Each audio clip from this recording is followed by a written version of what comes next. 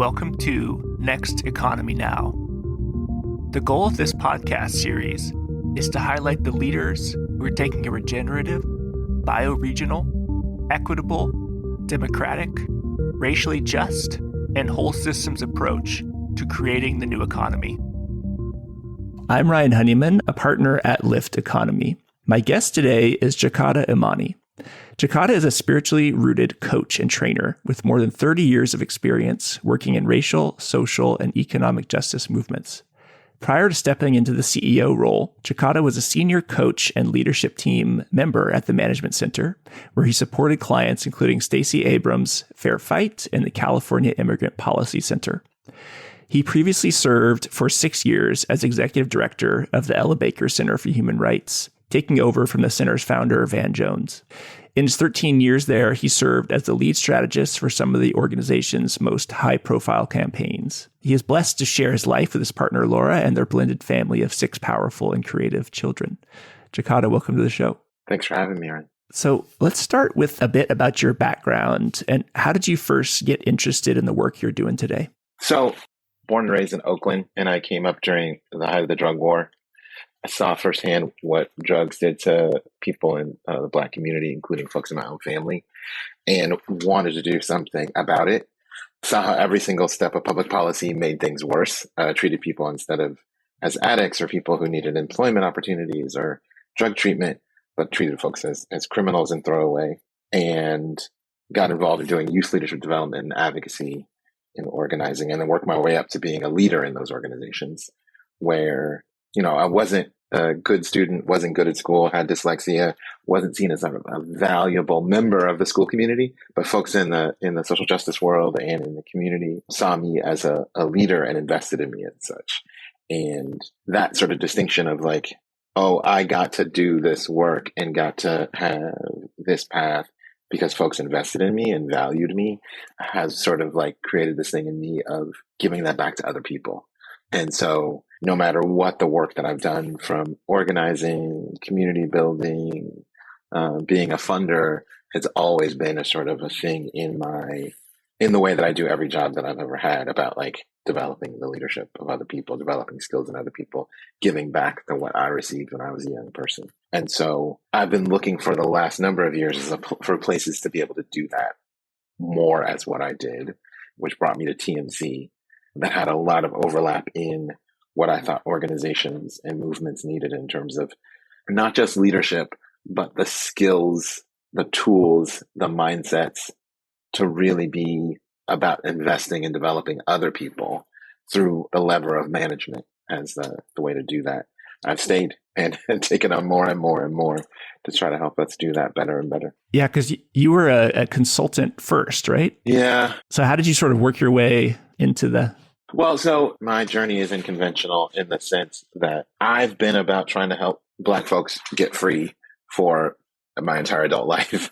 And I haven't had a career as much as I've had, like, where can I be of most aid in that work? And so I did a little bit of consulting coming out of divinity school, where I was trying to help figure out, like, how can I be of use to different organizations? And where I was like, I don't really want to do this by myself. This is kind of boring and I don't think I have all the answers. And a friend introduced me to the Management Center and to Cindy Kang there, who was leading the coaching team. And I got to start talking with Cindy and then the founder of the Management Center, Jerry, about what their vision was for the next phase of TMC. And I felt like there was a great deal of overlap. Okay. And so what is the Management Center, like, just for folks who don't know, and why was it started? Yeah. So the Management Center was founded 16 years ago to really help progressive organizations hone their skills around how do you drive towards results? How do you center what are you trying to do in the world?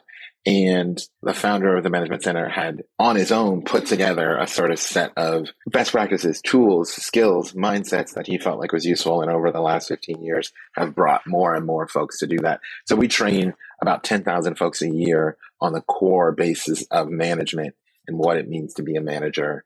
How do you manage equitably, sustainably, and center results? And then we train about 2,000 folks a year on project management, how to be a good staff member. And then we coach a couple hundred organizations a year at an in-depth level, or thinking about what's going to be the thing that actually helps them level up? Is it hiring? Is it bringing in the right folks? Is it deepening their skills around feedback or delegation, or bringing on the right folks and really setting up new systems and structures to be successful? Yeah, and there's about now 50 plus of us all over the country with a home office in DC. And you're based in Oakland. Yeah, I'm still currently in Oakland. Yeah, you're still in Oakland. Okay. Yeah. I saw your. Is it a Red Bay coffee shirt? Yeah. Every morning, me and Red Bay. Yeah. And so I wanted to give a personal shout out to you and Management Center just for how helpful you've been in my own personal development and then our team's development. Before we started recording, I was telling Jakada, I've done their 2-day Managing to Change the World training, which is excellent.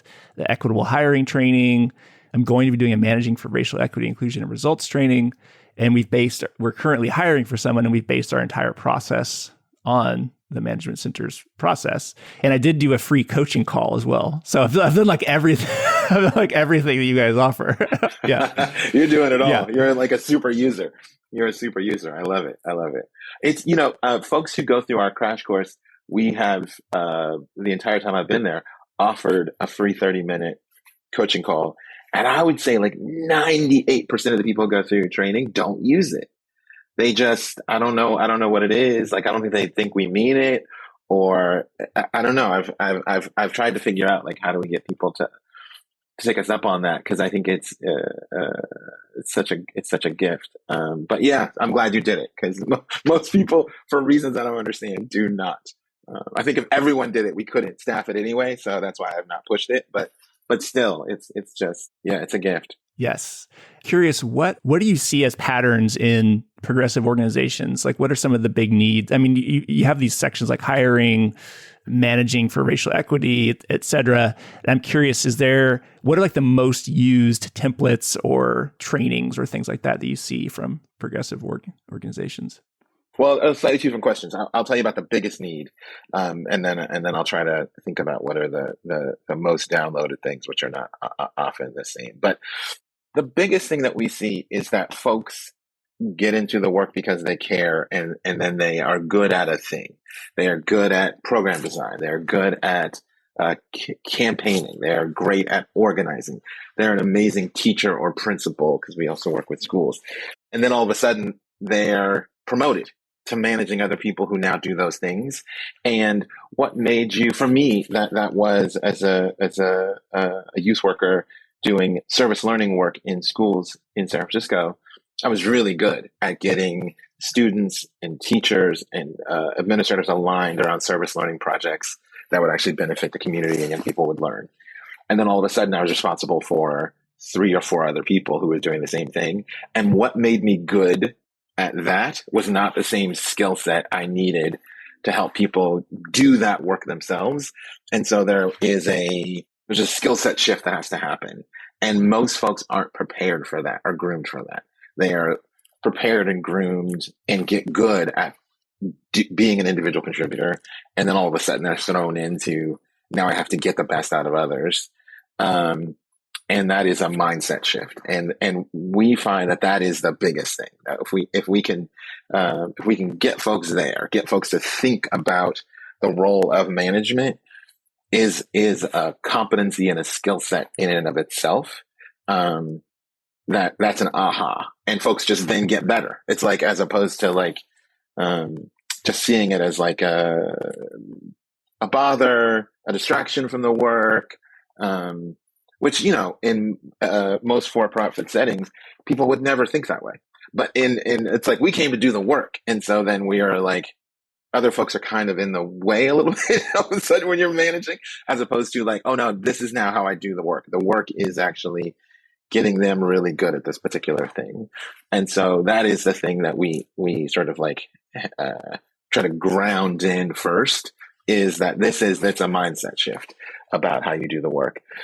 I think the second is the stuff that people download or are most interested in often is the stuff around how do you give feedback? How do you really offer really good, crisp, balanced, thoughtful developmental suggestions? How do you give hard feedback? The other stuff is Seesaw, right? seesaw. Yes. Connect, share, ask, wrap up. The seesaw method is super helpful. And just giving people those tools so that they can like, oh, okay, here's how I go about doing that. And then giving it to them at different levels where it's like, here's a positive feedback.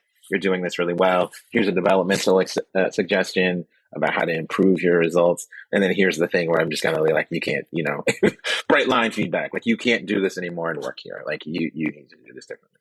Is really important. I think the other stuff is some of the hiring rubrics and around or developing roles that we have. People are often like, okay, if I can really set this person up for success. And so think about that stuff. And then, for what it's worth, I think the stuff we find this about everything, the stuff that have really catchy mocha is like a thing that everybody uses and is probably our most talked about tool is a project management tool that uses the acronym MOCA that really helps you chart out, map out complex sets of activities and assign people into different roles so that it can be as smooth as possible with the manager, the owner, the consulted, the helpers, and the approver being like really sort of detailed out. I think one of the popular misconceptions is because there can only be, we recommend there only be one owner. People think there can oftentimes only be one approver, and that's not true at all. The approver sometimes is the board. The approver sometimes is the staff is going to decide. The approver can be a broad group of people or one person, but the owner, the person who's really responsible for the success or failure of that project, we often find that should be one person, just so you're not working at cross purposes or confused about who's doing what. I would say, as sort of someone who's looked at templates for businesses or nonprofits, I think what sets the Management Center apart is both the quality of the templates and free tools and thought put into them, but also centering racial equity, which is perhaps unique amongst a lot of the tools I've found. Like you can go online and get like a fastcompany.com, like how do you develop a staff member, but it's not going to center racial equity and so has that always been part of the Management Center, or is that sort of a newer piece that you guys have worked on? Yeah, great question.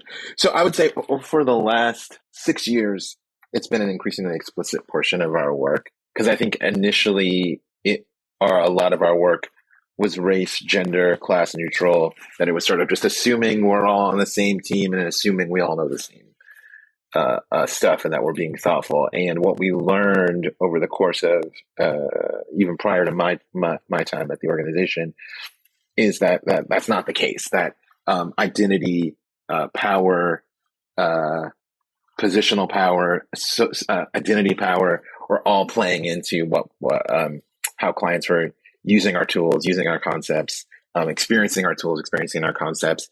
And we are quite rigorous. And so we evaluate every training. At the end of every training, we offer we survey everybody who went through the training, and we ask them about their experience of it and what they thought about it and how useful it was or wasn't.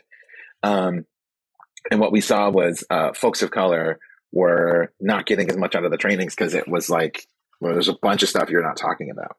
And our colleagues decided that was not acceptable and that we wanted to narrow that gap. And so Bexa Huja and others proceeded to try to figure out how do we talk about equity and belonging, racial justice in ways that are helpful and actionable, and not just like do better, be mindful, don't be racist. Like that's not helpful. But to have, or that's marginally helpful. But most folks who work in our sectors are not committed racists in the sense that if you give them a tool to do better, they will figure out how to do better. And that we weren't equipping them with the tools to do better. And so we've increasingly done that. And so now we center equity as one of the three stools of effective management. That if you are having disparate impact, that's not sustainable, that's not successful. That is not just, that you produce results through your work, but those results are improving equity improving sustainability, and that it's not a slash and burn approach, right, to management. Like one practical example that the Management Center helped me think about was, for example, on a job description, asking someone to fill out a number of questions in response to, like, for an applicant. And one, just the over reliance traditionally on like writing as like this sort of standard. So being aware that, are you really hiring someone for their writing skills, and is writing, it's like a standard for most white run organizations, like how well are they writing? And also this other piece around, can someone submit like an audio or a video recording of them answering the questions in addition to writing, which like sort of like whatever is the most inclusive way that someone could meet the standards is going to like spread the net wider. So it's just super helpful insight from the team. Yeah, we try to get down to what are we testing for, what are we looking for, what are we screening for, and to be highly thoughtful about it. There are a bunch of, preferences and traditions that exist in our organizations and in our own practices. Yeah. Can you talk about those? The PTRs? Yeah. So this notion of PTR, preferences, traditions versus what the requirement is to do well, or the requirement that you're screening for. And so we push ourselves and our clients to think deeply about like that there are preferences, the way we would like things to be. There are traditions that grow out of those preferences. For instance, you ask people to submit a cover letter for a role where they're never going to have to write, and for which you don't need to know about things in their work history that don't fit into their resume. Then you need a cover letter. You also have to read the cover letter. Then there's all the bias of like you read the cover letter and they don't use there or there correctly, and then they end up in the trash pile where they're not an editor and you don't need to know how they write. But like there may be a thing around actually coming up with plans that you will need in the course of their work, or a screening exercise that will be really helpful in differentiating given what the final role would be. And that might be the first thing you ask them to do, or the thing you ask them to do instead of submitting a cover letter. And to be able to really dig in and figure out where do I have my preferences, or in my organization have our traditions that are not serving us in any aspect of the work. Like we started thinking about that with hiring, but now we think that about many, many things, about how we design roles and what the expectations are around, there's all this need to respond to emails within 24 hours. Well, I think customer service people and sort of folks whose role are super timely, they probably need to respond in 24 or 48 hours. But for every single role, for that to be like, you have to be tied to your computer and your email, that just doesn't make sense. But it's a tradition now, and a preference of somebody to have like fast, rapid response, where that's not necessarily true. And so we've tried to like unearth that, dig into it, understand it more, and come up with what I often call richer proxies. Like what is the thing we're actually measuring for? And can we have people do that and spend most of our time when we're thinking about hiring there, as opposed to the things that are signaling, they went to the right school, they went to school, they know the right people, they're like me, they can write a cover letter and they know the difference between there, and there, or whatever, as opposed to, do they have what is the must-haves to do this job well? Are they really innovative or creative? If that's what's needed for the role. Are they really crisp with the details? If that's really needed for the role. And then letting go about other stuff that is just like, well, but I had to do it when I got the job, which is often what we hear. It's like, well, I wouldn't. We're like, right, are they applying for your job? Oh, no, they're not. Okay, well then. One just like a minutia question around sort of hiring rubrics versus gut. Like obviously, if there's no hiring rubric, standardized way to evaluate, you go on gut, you're going to have a ton of bias. I'm curious, do you recommend people strictly use the rubric and use like no gut, or is there like a balance? The reason I'm asking is there's one story, a colleague who used the rubric strictly and then ignored her gut, and like it was like her one bad hire, quote unquote. And so she was encouraging us to say, yes, use the rubric, but also use your gut. I'm just curious, what's your take on that general phenomenon? Well, so it just really depends on what it is.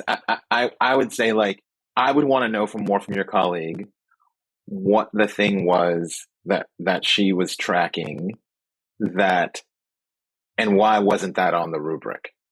And is there a way to, because the thing is about our gut is we live in a society that values certain people's intellectual efforts, sees certain people's contributions more, hears, it's a classic example of sitting in a meeting and a woman or a non-binary person makes a point. 5 minutes later, a man makes the same point, and everybody goes, "Oh my God, that was brilliant!" And people are like, "Well, I literally just said that 5 minutes ago." And so there's a way in which it's like, if we're not all tracking for the same thing or evaluating the same thing, and we're just going off our gut can mislead us, because our gut is sadly full of the water we drink and the air we breathe, which is full of bias. So I love coaching. So I'm going to ask just a little bit about, like, what was the thing that your colleague knew in her gut that wasn't showing up in the rubric? And could you have put it in the rubric so that it becomes clearer? A place that often comes up is this question, fit, is a place where people are like, I didn't think they would fit. And that can be a weird hiding hole for bias, in the sense of, like, well, what's the culture and what are they trying to fitting into? Like, I once had a person come up to me in the break of a training and said, I have this candidate, they're a finalist for a role, and I'm just not sure they're the right person. And I said, tell me a little bit more about it. And they said, well, they're just not particularly sort of like warm and fuzzy. They're a little bit standoffish and a little cold. And I said, okay, well, is their role that they they are interacting with people where they need to create a warm, welcoming environment? They're a team leader of a team that needs high emotional intelligence or is doing really difficult, detailed work. They're a customer service facing person. Da, da, da, da. They said, no, actually, they're a pet surgeon. I'm hiring a pet surgeon, and they just have to come in and actually operate on people's pets and, la, da, da. And I was like, okay, well, then they don't have to be warm and fuzzy. Like, they just don't, if they are really good with their hands and can, a really great surgeon, that's actually the thing you're hiring for. You can have drinks with somebody else who you can be friendly with. Like, they just need to do their job.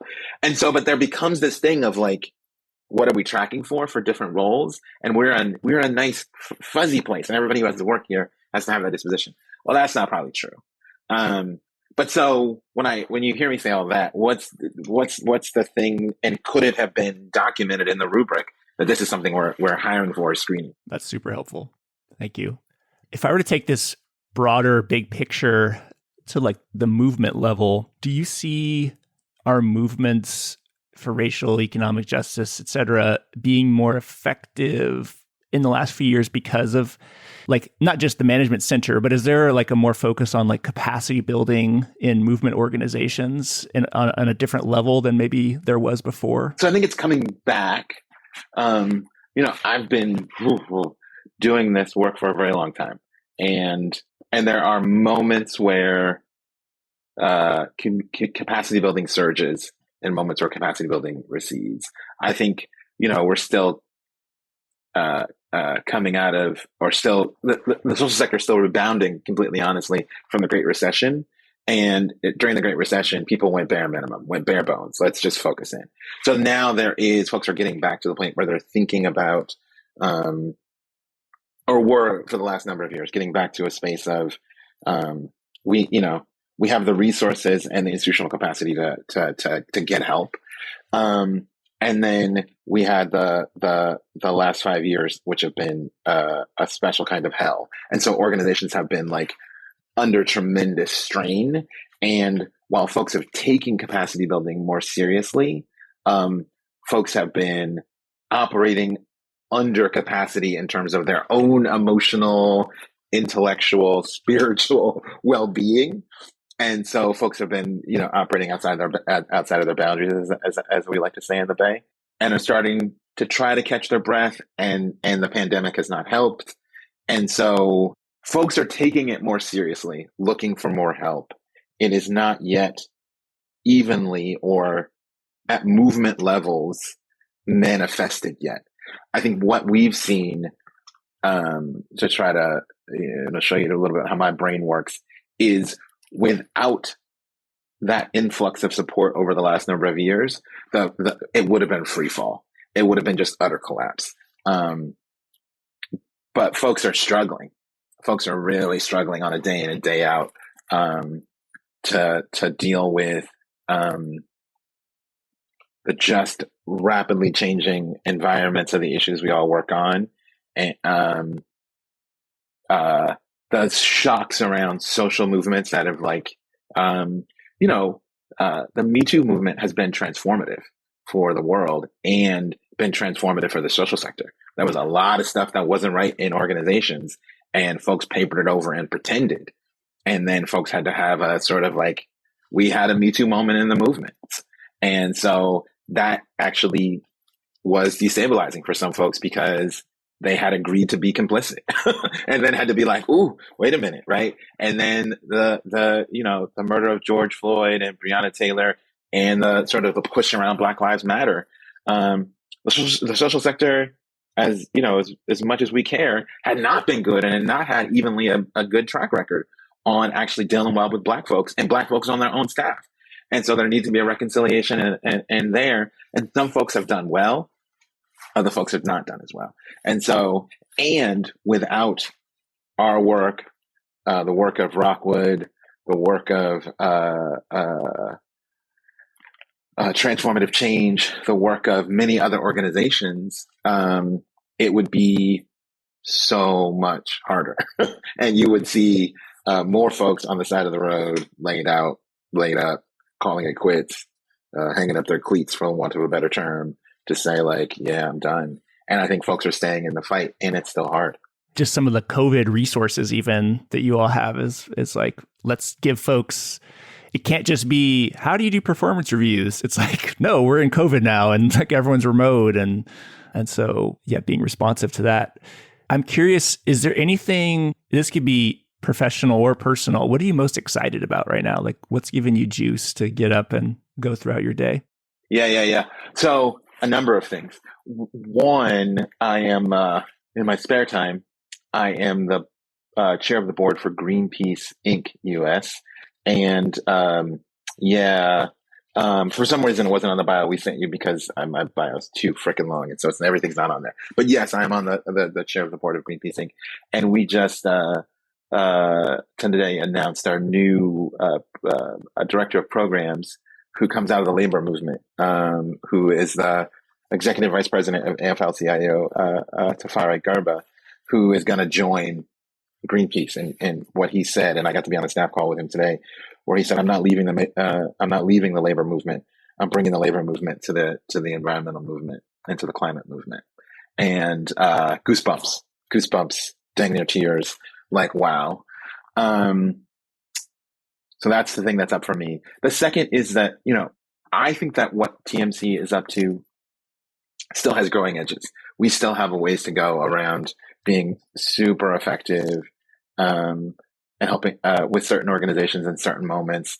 We have to get bigger because there's too few of us doing this work. And there are times when, folks call us and they say, we need help. And then we go, cool, give us 10 weeks and we'll be able to get to you. And that's just no, they need it now because they have stuff that's going and coming.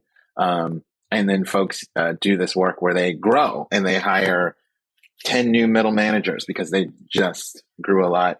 And they're saying, we want to do in-house training with you and want to do coaching for those people. And we go, well, you can do the training, but I don't have a coach for you.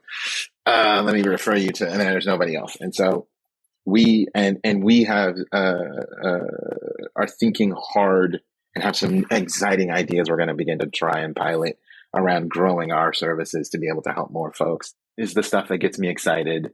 And then the other is that, even on days when you like today, where I wake up to the news that Russia is invading the Ukraine, that watching folks though plan to take to the streets and oppose wars, watching the analysis of young people who understand how to connect what is happening in global geopolitics to what is happening in their neighborhoods, and their organizing, is inspiring, because it's not just what global powers are doing, or the folks who are despoiling the world or trying to mount coups in this country or abroad are doing. It is also what folks who are on the side of justice are doing. And so trying to not take my eyes off of or not look away from the horror and the pain, but also trying to notice that there is a response that our folks are mounting, and a transcendent response that is not just about how do I undo or respond to this, but how do I get to where I'm trying to actually be? How do I actually create the economy, the social relations, the culture that I actually want to live in, and not just how do I respond to the onslaught from folks who are trying to dominate and control and despoil. And that's exciting to see that level of innovation, that level of grit, that level of joy and creativity flourishing is exciting to me. And so I'm trying to pay attention to the whole thing and not just let my eyes focus in on the carnage. I really resonate with that. I'm like avoiding the news media today. I'm like, I can't handle it, man. Sorry, I didn't mean to bring it in. I didn't mean to. No, this is great. I really appreciate that, because it's like, what's on Yes Magazine, or what are the wins? Because there's often so much despair and carnage, like you said. And so, yeah, it's helpful for me to hear you also struggling with that. Yeah, I mean, the thing I would say that at least it's my analysis, and it is a profoundly destabilizing time. It's not just us, and that means it's the world is at play. Like when it's just like when there's a monolith, and no matter what you do, it feels like nothing changes. That's hard.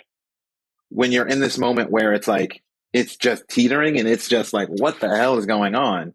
Well, that's when it's like, oh, wait a minute. we could do something. You know what I mean? It's the metaphor I used this weekend is it's like it's a loose ball. And that is like not settling. And it is not set, where you're just like, well, I don't know what we're going to be able to do ever, or if anything we're doing matters. It's like, no, actually, right now, it actually really, you could imagine and see a path where you can actually create, and there's the room to create what in the past what we've thought of as alternative economies, but they're not alternative when that's the economy. Like when that's the economy, then it's like, oh, that's not an alternative. We're actually we're building an economy right now, because this economy is not working for people. So we're building a different economy. That is interesting, and that's terrifying. Now, don't want to act like it's not. And there's room to do that because the economy that we have isn't working for people and the planet. And so that gives me hope, is that folks have something. If it was 30 years ago where I was like, yeah, I don't know what we're going to do. It's like, we don't have no ideas. We don't have no resources. I would be worried. But right now we have ideas. We have resources. We can compete for the future of the economy, the future of our cities, the future of, I struggle to call it our democracy as a Black person, but the future of this country's democracy. We can struggle for that and have an alternative point of view and resources and ideas that are vibrant and on the move. And that gives me hope. And the loose ball analogy really resonated. I was like, have we been practicing going 100% for loose balls?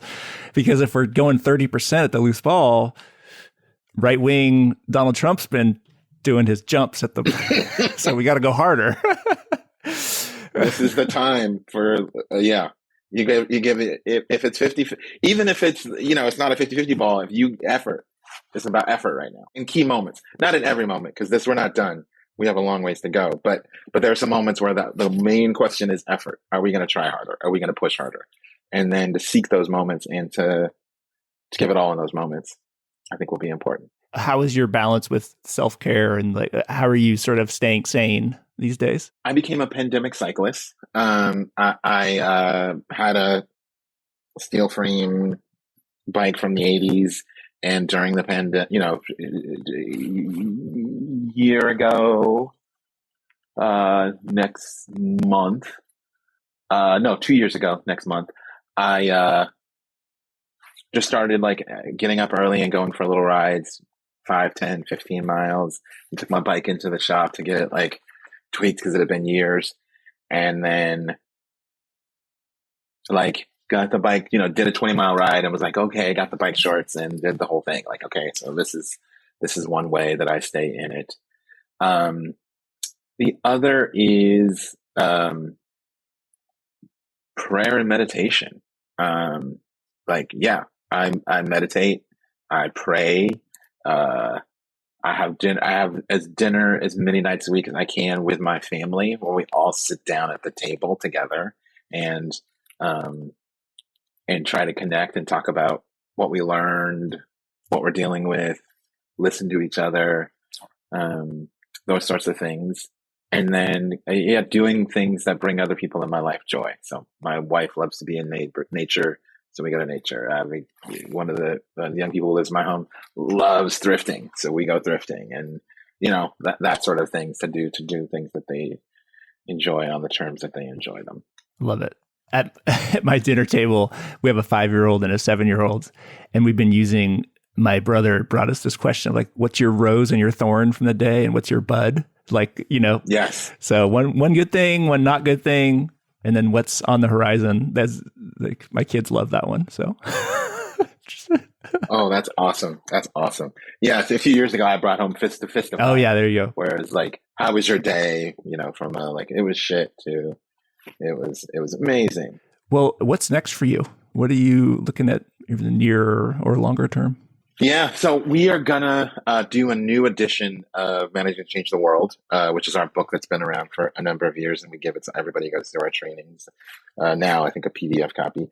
We're gonna do it, and we're gonna it's gonna be a new draft of the book, a new edition of the book, where we really, just as we've integrated equity and belonging and sustainability into the training and into our coaching, we're gonna integrate that into the book more fully. And so that it matches. And then we're looking to move to a place where our training, we have a fully, I would say, online education wing. So we went online rapidly, like many people during the start of the pandemic, and the trainings that we've been doing are really good, and they are a flip from what we used to do in person to online. There's so much more you could do online than and our trainings are good, and our trainers are amazing. And we don't have like what I would say a digital native training yet, that it's still like a online version of the in-person training, which is good, but I think there's more to be done there. And so that's another place we're doing. And then we are thinking about, again, how do we grow our impact? So that piece is like us getting bigger and having more folks on our staff while preserving being really concrete and useful to our clients. And then we have some stuff coming around like, how do we start sharing some of even what makes our coaching practices, so that other people learn to do what our coaches know how to do, so that we can work in networks and in bigger organizations and institutions where one coach or even two coaches isn't going to get it, but you need more people in there who are helping folks spot and move towards solution as managers. And then our staff training work is going to continue to grow, where we're helping folks think about, how do you manage projects? How do you be an individual contributor that is doing the most for your organization? Yeah. So those are the things. And then we have some really exciting partnerships, which in some particular key states, or which we think will be through our TMAC arm, which is the Management Action Center, where we do sort of more electoral stuff and more direct engagement. And so we're looking at some states there for this election cycle and 2024, what we're excited about doing. So there's lots more on the horizon, and managementcenter.org. Keep up to date with us. Yeah, one of the last questions is, what do you need right now, and how can the listeners help you grow this next economy? Yeah, our hiring stuff is amazing, and we need richer pools and we need more steps. And so people who really have thought a lot about, because there are a lot of folks who go through our hiring process who are close but not yet ready. And then we don't have the bandwidth to help them get ready. And so we're beginning to explore that. So any of your listeners who know stuff about, like, how do you help add rungs to the ladder in terms of that work? Because we're really good at taking folks who are really good and putting them in front of people. And then we're not as good because we just don't have the bandwidth of taking folks who will be really good one day and then giving them those reps inside of our organization to get better to get there. And so we turn down a lot of stellar candidates, literally hundreds every year, because we're like, oh, you one day you're going to be it. But we don't have a developmental league, I suppose, is the thing I would say if we use the sports analogy. And so we're trying to think through how do we build that D League, as they say. G League, man, G League. Yeah, well, Gatorade is not our sponsor, so we'll see if we'll be the O League. We'll get Adwala. I don't know, Ben and Jerry's, the B and J League. I don't know. That's our brand. Anyway, yeah, but you see what I'm saying? That's the thing we're trying to build over the next few years to get us to the place where we can really scale, to be as helpful to the movements as we can be. That's the place that I'm looking to crack for my tenure. Great. Well, as you said, managementcenter.org for folks who are interested. Jakada, thanks so much. Personally, I've really benefited from everything that your organization is up to. And so I just really want to shout you all out as a shining example of, folks doing really critical work. And so thanks for coming on the show. Thanks for having me.